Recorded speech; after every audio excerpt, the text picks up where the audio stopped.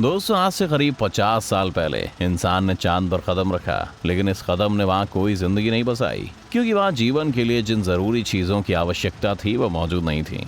लेकिन ये कमी शायद आने वाले समय में नहीं रहने वाली है, क्योंकि हाल ही में खबर चांद से उड़ते हुए आई है कि वहाँ पर पहले पौधे को उगा लिया गया है, जिसके बाद 13 मई 2022 को पहली बार चांद की मिट्टी पर पौधे उगाने की बात को सच माना गया है। लेकिन पिछले 50 साल की मेहनत के बाद आखिर चांद पर यह पौधा उगा कैसे, और इसे उगने से हम इंसानों को क्या फायदा हो सकता है, ये बात समझने वाली है। इसीलिए आज की वीडियो में हम आपको बताएंगे चांद पर पौधे की पूरी सच्चाई।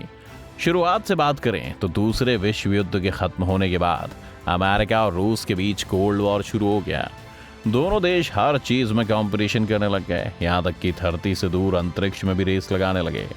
माहौल ऐसा हो गया कि देखा जाने लगा कि पहले कौन क्या करता है।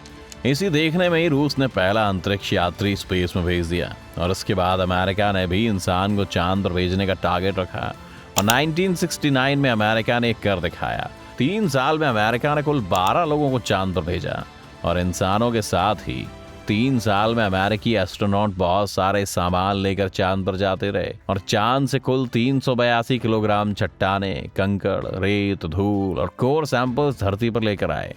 चांद पर खुदाई करके लाए गए इस पूरे माल को लूनर रेगोलिथ कहते हैं। चांद पर मनुष्य भेजने वाले इस प्रोग्राम को नासा ने अपोलो प्रोग्राम का नाम दिया। अपोलो प्रोग्राम के लोगों ने बड़ी दूर की सोच रखी थी। उन्होंने सोचा कि आज भले ही हमारे पास टेक्नोलॉजी नहीं है, लेकिन फ्यूचर में हम तरक्की करेंगे, इसीलिए उन्होंने चांद की मिट्टी को बचा कर रख लिया। 2022 में यही हुआ। यूनिवर्सिटी ऑफ फ्लोरिडा के कुछ साइंटिस्ट नासा के पास आए। इन साइंटिस्ट ने कहा कि अपोलो मिशन में जो चांद से मिट्टी लाई गई थी, उसमें से हमें 4 ग्राम मिट्टी दे दीजिए, जिसके बाद उन्हें 4 ग्राम की जगह 12 ग्राम मिट्टी दे दी गई। नासा से 12 ग्राम चांद की मिट्टी पाने के बाद फ्लोरिडा यूनिवर्सिटी के साइंटिस्ट काम पर जुट गए। उन्हें पता करना था कि क्या चांद की मिट्टी पर पौधे उगाए जा सकते हैं। महीनों रिसर्च के बाद जवाब मिला, हाँ, ऐसा किया जा सकता है।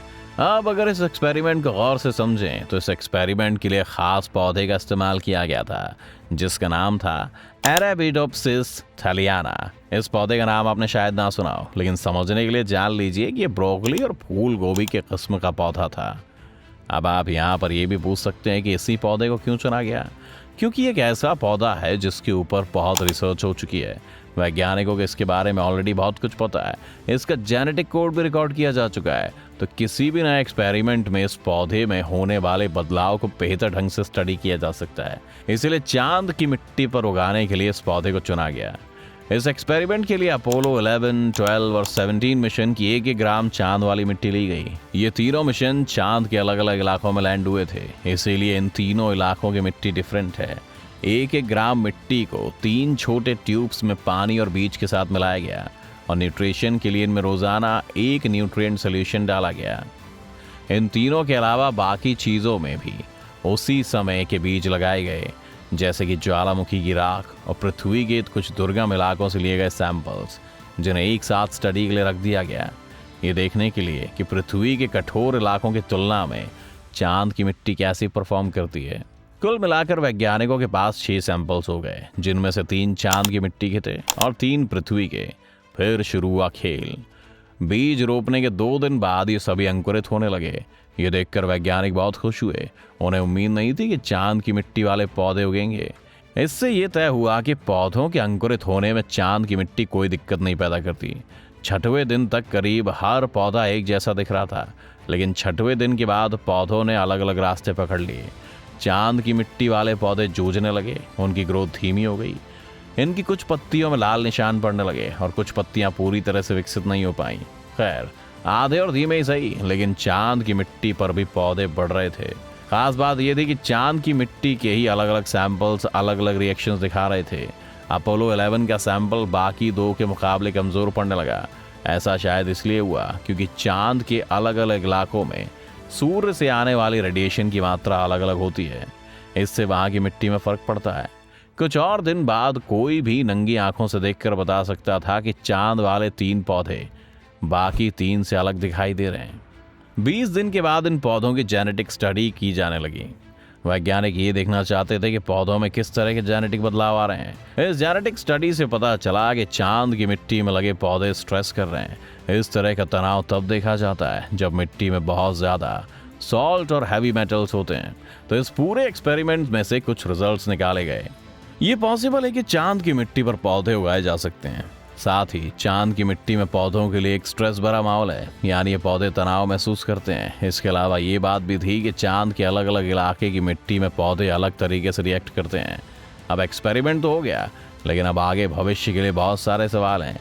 आगे ये देखा जाना है कि पौधे लगाने से चांद की मिट्टी में क्या क्या बदलाव आते हैं। क्या इन पौधों के जीन्स में कोई बदलाव किया जा सकता है कि पौधे उस तनाव को झेल पाएं। इसके साथ ही ये सवाल भी कि क्या चांद की स्टडी से हमें मंगल ग्रह पर पौधे उगाने में कुछ मदद मिल सकती है।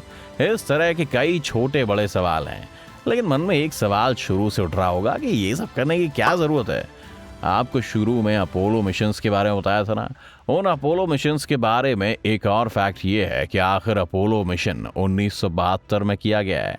उसके बाद नासा ने लोगों को चांद पर भेजना बंद कर दिया। अमेरिका के अलावा कोई और देश कभी चांद पर किसी इंसान को नहीं पहुंचा पाया।